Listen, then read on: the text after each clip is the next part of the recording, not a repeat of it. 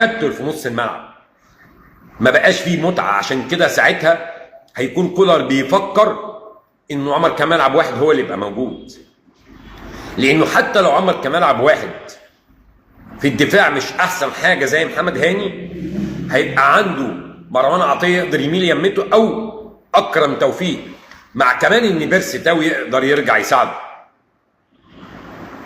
فالنقطه هنا دي نقطه مهمه. النقطه الثانيه نفس الكلام، لو يحيى عطيه الله بيتحرك في المساحه زي ما شفنا وحسين الشحات بيوسعها له، برضه هيكون مروان عطيه او اكرم توفيق بيغطوا الجبهه دي مع يحيى عطيه الله وكمان مع حسين الشحات. هيفضل الفدائي وسام ابو علي.